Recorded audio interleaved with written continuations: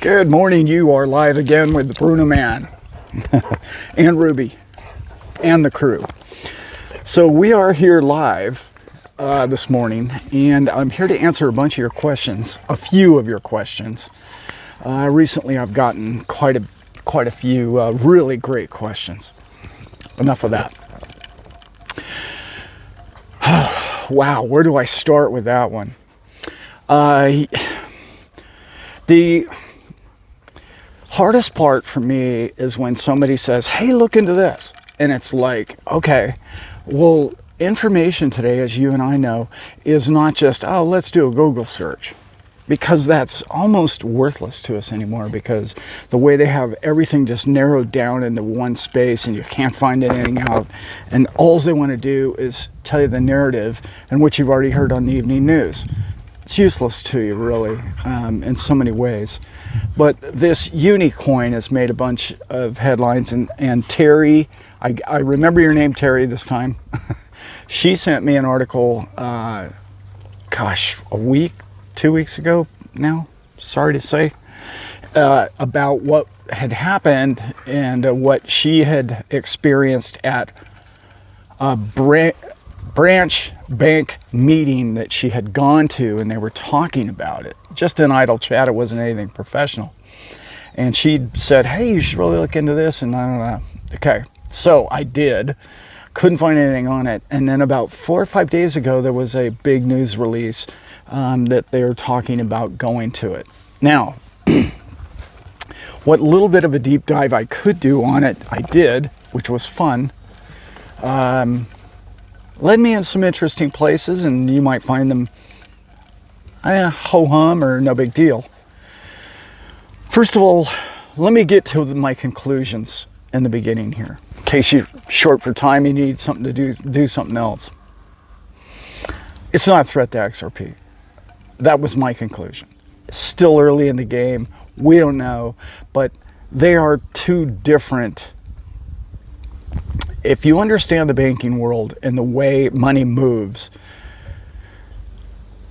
XRP, as I always have said, its strength, its backbone, it's the thing that all other coins wish they had, in my opinion, that they have, that they've mastered, if you will, is the liquidity issue. If you don't understand what that means, you really need to look into that before you purchase any XRP or XLM, because they're virtually identical in that sense. They provide instant on-the-spot liquidity. That is not what this UMU coin would produce. This coin would be almost identical to the SWIFT system, okay?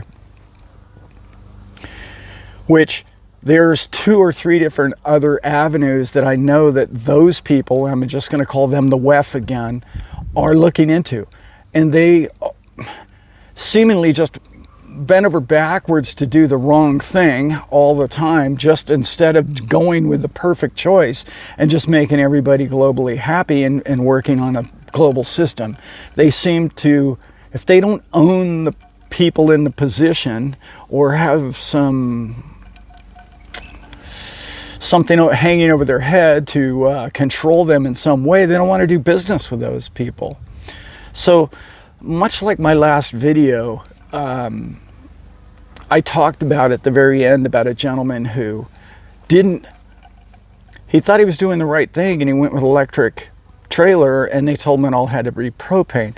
This is what we're going through with XRP. This is what Mr. Gensler is all about. This whole situation is like, they don't give you solid ground to stand on. They simply go around telling you what you did wrong. And this is virtually been going on globally for a long time. People like the BRICS nations are completely tired of it. They're fed up with it.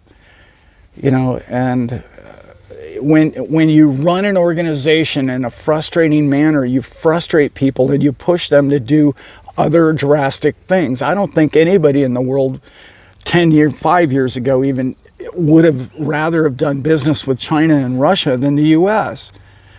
In fact, I know that to be true. I know people on an international basis are like, wow, we wish we could do business with you, but you guys seem to just want to build Raytheon and blow things up. You don't seem to want to build bridges and new cities and new train tracks and new dams. And just in my state alone, they've taken down 4 dams in the last 5 years. It's like, but we're in a drought every 5 years. I don't understand why you're taking dams down.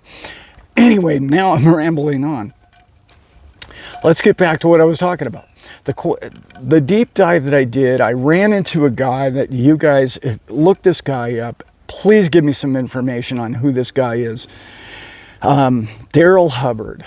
I looked into him. I can get very little. If you look closely to all the stuff published about him, it's all published by him. My little warning detector shoots up through the cab of the truck whenever that starts happening. The other thing is all the funding that he's been getting has all been come from venture capital. That's not the end of the world. But what's the product he's produced? He hasn't. And the two blockchains that he created, both chains failed. So I started looking into him. Brilliant man, by the way. Well, according to his own written dossier, his CV, his own resume says, what he wrote looks pretty impressive. I don't know anything about the man. I try to do some deep dive. You can't find much on that guy. And that's another thing that's just kind of crazy. However, he created a system that they seem to be hanging another hat on. Let's remember now, they had what? Signet. I still think Signet is a bigger player in this whole game than anybody even understands. That was an old video. I'll do another one in the future. But this new system, they're basing their entire intellectual property with this one gentleman. They've even hung their hat on his head. Well, he's had some failures, and he's not the most, he's brilliant, man, from everything I read, but he's not the most, he doesn't have a track record of successes that makes him the perfect candidate. So I started digging a little deeper, and I ran into an organization out of Silicon Valley who is a venture capital group by the name of HRC 21/39 Investments, Inc. Please look them up. I'll repeat that. HRC 21/39 Investments, Inc. Please look into who those people are. They are another Teflon deep pool of investors that will not tell you anything about who they are, where they came from, and what they actually like. They give you this little fill letter that says, oh, we're about world peace and we're trying to help starving people. And that's about all they tell you, which is always a, should I say, warning sign again for me that it's like, okay, well, what really else have you invested in? What are your successes and what are you working on today other than this? My wife is making faces at me again. You see the cruelty I have to deal with around here? So the acronym, if you will, HRC, kind of reminded me of a person that ran for president not long ago. It could also mean Human Resources Corporation. They won't express what it means, but it was very interesting to me.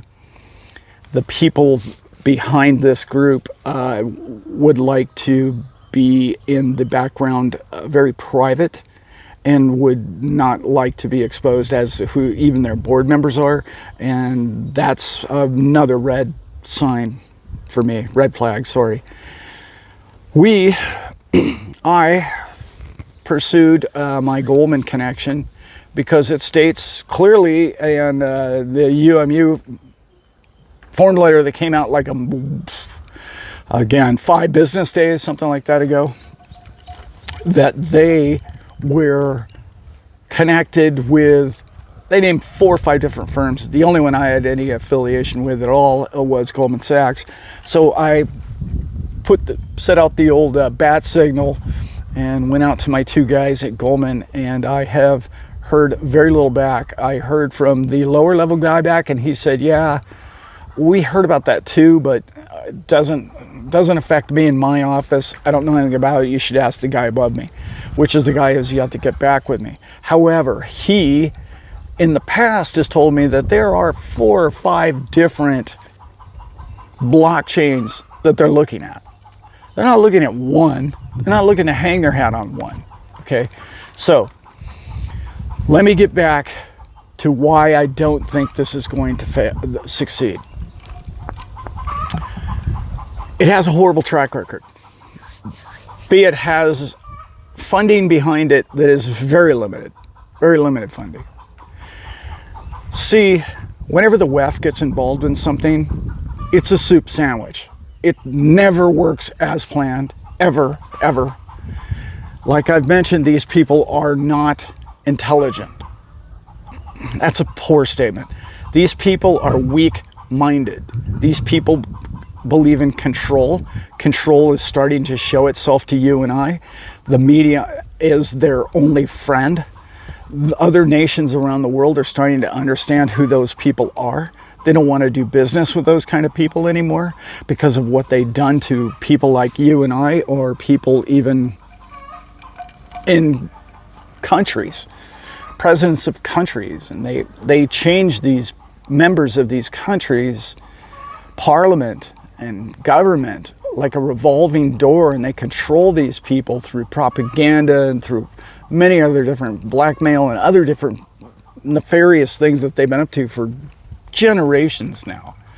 And the world, because of information, because of the internet, because of things that communication that you and I have with each other, we're starting to see through it. This is all exposure. They are not succeeding. Many of their programs, all of that whole mess, okay, with Signature Bank and all of that stuff is being completely exposed, completely overturned.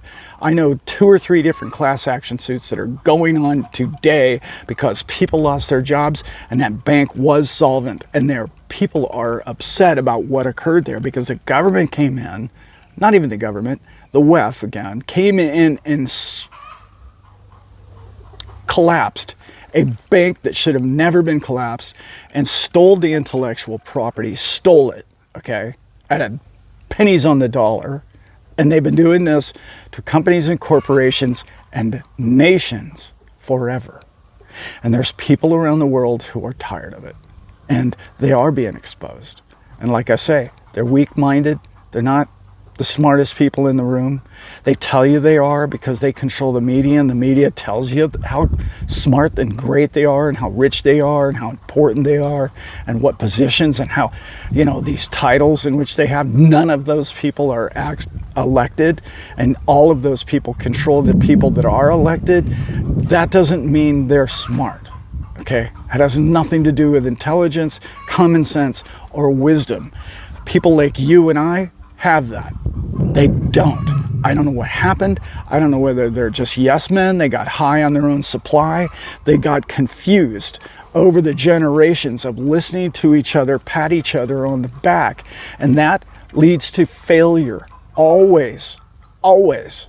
When you stop listening to the people and you only listen to the people you run with, you get lost in the sauce and they are done. Will it take 6 months? Yes. Will it take a couple of years? Probably. My point is, these people like Mr. Gensler, are part of this. What I'm telling you is they're failures. That man was so unprepared for what came to him, and you ask yourself, how could that guy be that stupid? I mean, honestly, how could he come across? Now I'm rambling. I want to say something about, Mr. Gensler, I have a couple of questions for you, sir. Yeah, hi, Alan from Staple Crew. Number one, sir, it says here you were worth some $200 million, and I'm just going to assume that you actually obtained that through lawful means, I would say maybe Goldman Sachs. Okay, because we know the professor at MIT in the short period of time that you were there doesn't pay that. And let's see, you did some work for Hillary, and then head of this SEC, that doesn't pay. Your net worth of $200 million, I'm assuming must have come from Goldman Sachs. Is that correct, sir? That's okay. So your previous employer, and probably after you retire, fired, I don't know what's going to happen to you. It's probably not going to be good for you in the next few months, but you'll probably get promoted most likely, right? You'll get some other position. In particular, depending on which way you vote on this XRP thing, you could actually get a promotion, and you could, you know how that works. Yeah, we all know kind of where that's headed. You, sir, have what I would call a conflict of interest here. Your previous employer, and every SEC chair who retires or leaves office tends to go to, I don't know, JP Morgan or Goldman Sachs or one of the larger banking financial institutions. So your previous employer and your next employer are the is the employer that stands to profit the most by it being a security. Would that be correct, Mr. Gensler? Yeah, I think that's true. And you don't find that to be a conflict. I have another question for you, sir. I don't know why this question wasn't brought up either. You are the opponent of XRP or Ripple over the last 2 years. Is that correct, sir? Right. So you are the opponent of the people who hold XRP, who are the people that you are currently here in these proceedings as claiming to represent. However, your net worth leads me to believe that you have nothing in common with a man who lives paycheck to paycheck or raises chickens for a living. So how are you qualified? I don't see anything in your CV here that says that you're qualified to even be in the position to represent people. How is that even possible? You have nothing in common with the common man. How is it you're representing, speaking for us? You opposed us before you swore in this morning, okay? And now you're on our side. You don't see that as a conflict either, I suppose. I think most people would. Because you, sir, have nothing in common with the good people of this channel and most people that own XRP. I want you to think about that, sir. That is the two questions I would ask him. I have 4 or 5 others, but I don't want this video to be too long. Those are the kind of questions that Joe Public, average guy, would love to ask those people. But I suppose one day we'll get that opportunity, no time soon, evidently. All right, guys. Oh, shoot. I had 2 other questions that people hit me with. I'm going to do a farming video later today, I hope, and release that in the next day or 2. So look forward to that coming out. Also, I have 2 or 3 really cool surprises planned for everybody that's going to be at the Vegas show, and that's coming up as well. All right, guys, thanks for listening, and I am out.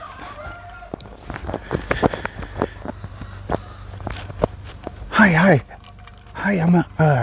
I'd like to ask Mr. Gensler, Emperor Gensler, a question. State your name, sir. Normie Sheeple here. Okay, sir, Mr. Sheeple, state your question. I would just like to say, Emperor Gensler, I think you're a genius. I think these people are being really mean to you. I don't think it's fair what they say. I really know you, and I know who you are, and you're an amazing American. And we really are proud of you, sir, for sticking up for all us little people, because we find you to be a hero, sir. And one more little question. Could you meet me out front? I would really love to take a selfie. And, oh, we started a GoFundMe page for you too, sir. I really, really appreciate you. Yeah, right. Uh-huh.